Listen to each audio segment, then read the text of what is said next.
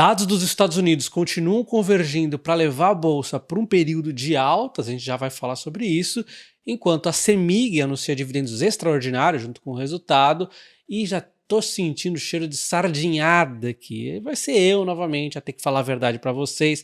Vamos começar falando primeiro do exterior, que aí tem tudo a ver com o Ibovespa, inclusive. Eu imagino que a maioria de vocês já percebeu que a influência da economia americana e da bolsa é muito grande aqui na economia e bolsa brasileira. Nós vemos que 2024 deu uma descolada porque o S&P 500 não para de subir, enquanto o Ibovespa vem ali trupicando. Mas ele teve uma queda recente, o S&P 500, a gente já vai comentar o porquê. A gente pode ver que no ano atual o S&P 500 em dólar, né, subindo 15%, se for comparar aqui em reais vai ser uma alta bem mais explosiva, enquanto o Ibovespa está no 0 a 0 praticamente. Isso porque o S&P 500 deu uma reagida, o que ajudou bastante a nossa bolsa, que está barata, e o simples fato de não ter tantas notícias negativas internas já foi suficiente para a nossa bolsa dar uma retomada muito forte. Isso porque os Estados Unidos deu uma aliviada, conforme a gente pode ver, eles deram também uma recuperada aqui, tá? Então, a gente tem que ficar muito atento lá, porque lá vai nos dizer, de repente, uma nova disparada que pode acontecer na bolsa brasileira. A grande tristeza da bolsa brasileira realmente é quando a gente coloca o dólar na jogada. Aí olha só, o EWZ com o ETF dolarizado de ações brasileiras nos Estados Unidos tá realmente uma performance horrível, né? Mesmo com essa recuperação tá horrível, porque o dólar ele se valorizou ao longo do ano também em relação ao real. E é por isso que eu sempre digo para vocês buscarem avaliar se realmente vale a pena para vocês investirem no exterior, porque além das próprias empresas serem excelentes, nós temos o dólar por detrás ou outras moedas fortes. Inclusive os Estados Unidos, quando a gente pensa ali nas principais empresas, ela já traz para você uma receita diversificada mundialmente, tá? O S&P 500, a maioria das empresas lá tem receitas espalhadas pelo mundo. Pensa aí na Apple, tem no resto do mundo, Google. Pensa nas maiores empresas, você vai ver que tem uma receita muito diversificada. Independente do que você pensa das ações americanas ou do dólar estarem caro ou não, já abre uma conta numa corretora como, por exemplo, a Confury, e lá eu deixo a minha reserva de oportunidade, tá aqui rendendo 6% ao ano, só que isso aqui paga diariamente, é 0,5% acima da taxa de juros americana no momento que está em 5,5%. Então olha só, minha reserva de oportunidade está rendendo por dia em dólar 2,76, e aí eventualmente, como vocês podem ver que eu marquei ali de verde, eu transfiro o dinheiro dessa minha reserva de oportunidade lá para minha conta Trade na Confury, onde realmente estou comprando ações. Eu transferi no dia 12 porque eu comprei naqueles períodos de queda, e estava ali com um saldo negativo, eu fui lá e transferi da minha reserva para cobrir o que faltava cobrir. Então, é simples, eu uso isso aqui para reserva de oportunidade. Caiu, eu compro, porque como diria o Warren Buffett, nunca aposte contra os Estados Unidos. E é isso que eu vou fazendo. No caso, a corretora que eu uso para comprar ações no exterior e criptomoedas, Bitcoin no caso, é a Confury por conta de taxas, que ela não tem taxas, então sem taxa nenhuma é uma vantagem muito grande. Inclusive, aqueles spreads altíssimos que você tem em outras corretoras para transformar de real para dólar, não é um problema aqui na Confury. E caso você queira abrir conta na Confury, eu vou deixar o link na descrição do vídeo, e utilizando o meu código de boas-vindas, você concorre até R$ 1.250 em ações do Banco do Brasil. Bom, e só relembrando que aquela queda recente que aconteceu nas ações dos Estados Unidos foi um pouco por conta dos resultados de algumas techs, que aí o pessoal já começa a recalcular aí a rota, né? Porque o pessoal exagerou, né? Principalmente ali as ações vinculadas à inteligência artificial, começa aquele ânimo infinito. Nunca as empresas têm ido ruins, elas continuam indo bem. O que acontece foi uma euforia um pouco exagerada, o que é normal, uma correçãozinha é saudável. Então, tranquilo, já até está aqui finalizando a sequência de resultados nos Estados Unidos, enquanto um ponto que eu discordo totalmente é o medo de recessão. Nós tivemos o payroll, criação de emprego nos Estados Unidos, vindo abaixo, aí já começa o pessoal com a maluquice de que vai ter recessão. Não vai ter recessão por enquanto. Pode ser que mude daqui a um tempo, mas por enquanto eu não vou dizer que vai ter recessão por causa do primeiro payroll aí que veio realmente abaixo, né? Não estou falando coisa minusculosamente, né? Foi relativamente, consideravelmente abaixo, e aí o pessoal já começa a falar, nossa, vai ter recessão. Não é assim que funciona, né? Enquanto isso, a inflação já dá sinais que realmente vai dar espaço para a taxa de juros cair. A inflação atinge 2,9%, é a mais baixa desde sei lá quando, né? Olha só, 9,1% ela chegou a atingir o pico. Olha só o valor que já atingiu essa inflação. Ela vem caindo, a gente vê que sim, hora volta e meia ela deu uma assustadinha ali, mas continua a cair, resistiu, quando chegou ali nos 3 e pouco, resistiu para cair, mas ela vem cedendo e chega a 2,9, a menor inflação analisada aí de muito tempo e ela veio até um pouco abaixo do esperado, a gente já vai ver, e aí fica aquela expectativa. E essa taxa de juros está em 5,5, poxa, quando que ela vai cair? E aí, na minha visão, na próxima reunião já realmente deve cair, isso aqui já está virando meio que um consenso da galera, né? E a grande pergunta agora é, a que velocidade essa taxa de juros vai cair e até onde ela vai chegar? Bom, realmente, a velocidade eu já digo para vocês, na minha opinião, como a economia ainda não está perdida de forma alguma e a inflação está caindo ali devagarzinho, é bem provável que ela vai cair em 0,25 pontos percentuais. Dificilmente os Estados Unidos vai querer acelerar uma queda mais forte que isso. E aí precisa ver também se vai ser sequencialmente, não sei se vai ser uma atrás da outra que vai cair 0,25, a gente tem que acompanhar. E outro ponto é até onde? Até onde é muito difícil dizer, né? Porque, caramba, tem que ir acompanhando a economia e vai ser difícil também acertar quando que vai realmente finalizar, estancar as quedas da taxa de juros, porque a inflação está em 2,9 no momento, a meta dos Estados Unidos é 2, na reta final é muito difícil levar realmente essa inflação. Você viu que nos 3 e poucos ali a inflação deu uma segurada, parecia que não ia, mas acabou indo, né?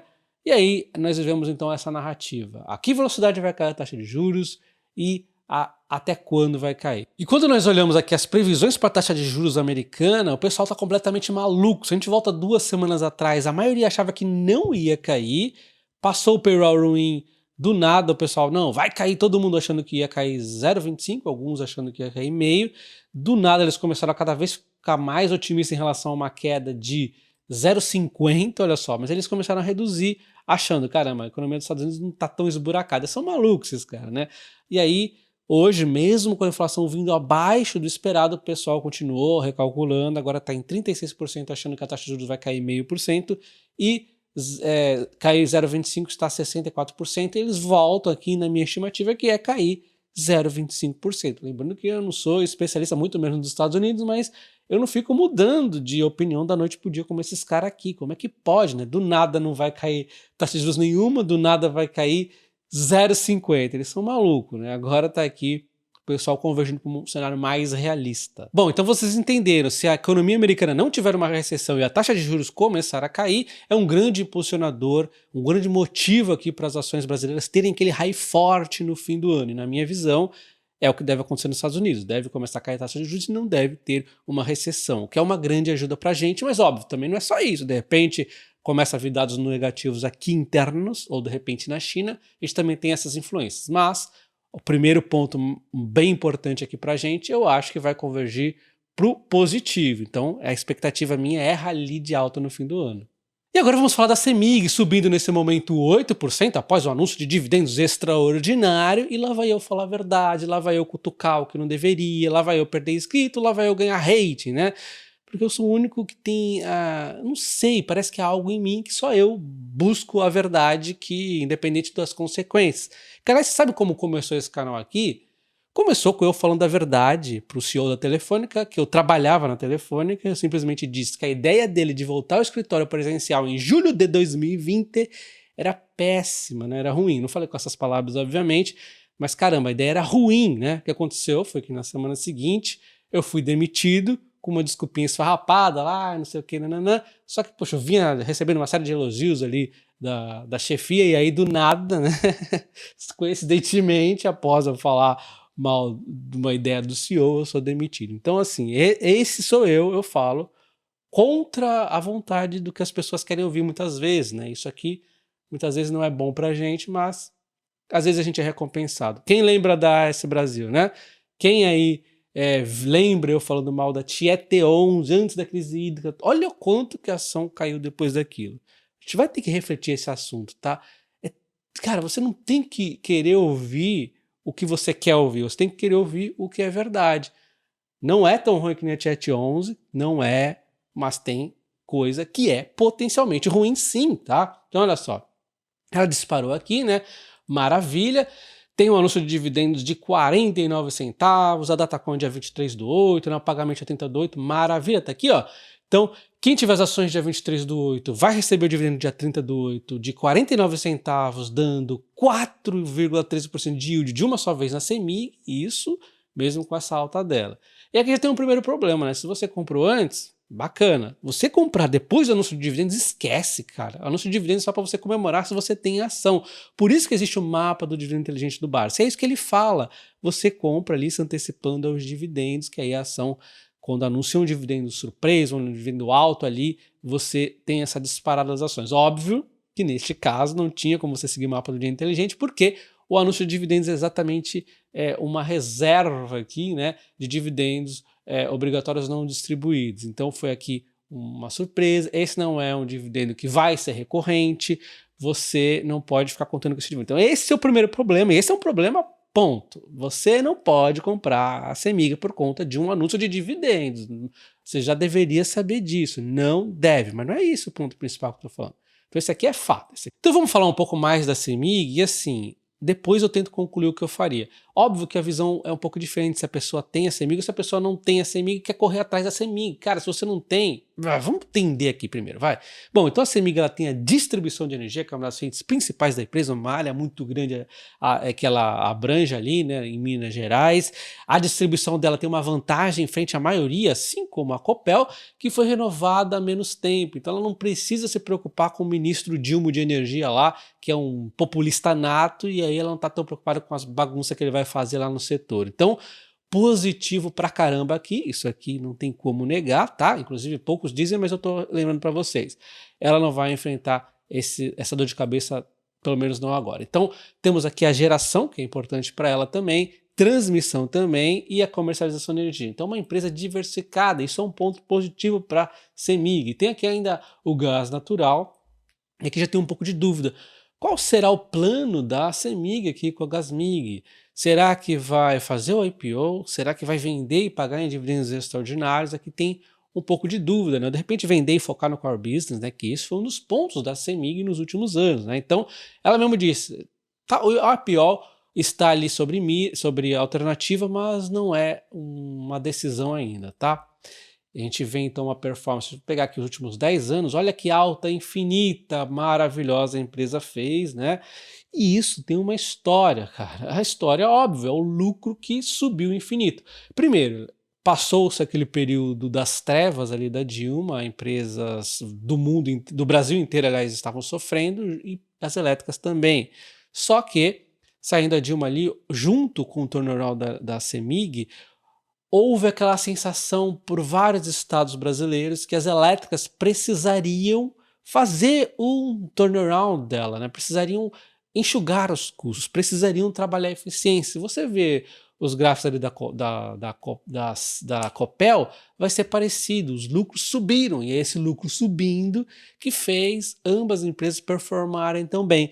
Só que chega uma hora que vai ficando mais difícil você enxugar. A CEMIG ainda tem um pouco mais de coisa para enxugar, maravilha, temos ainda espaço para isso, mas chega uma hora que ela precisa ser privatizada, e aí é que tem um grande problema que você não pode ignorar. Você não pode ignorar. A CEMIG, ela é uma empresa do estado de Minas Gerais e ela está ainda na narrativa de ser federalizada. Se isso acontecer, esquece esse case então tudo que você vê, ai, que negócio sobe lucro, que isso sobe, esquece. Se ela for federalizada, esquece.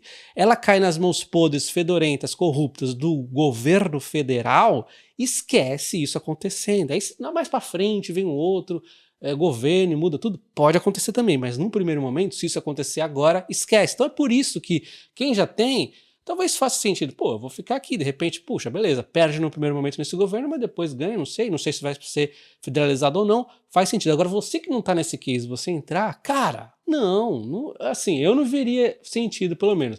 Você que vai decidir, mas olha só, o Zema de novo, ele reafirmou que Minas Gerais pode federalizar a CEMIG.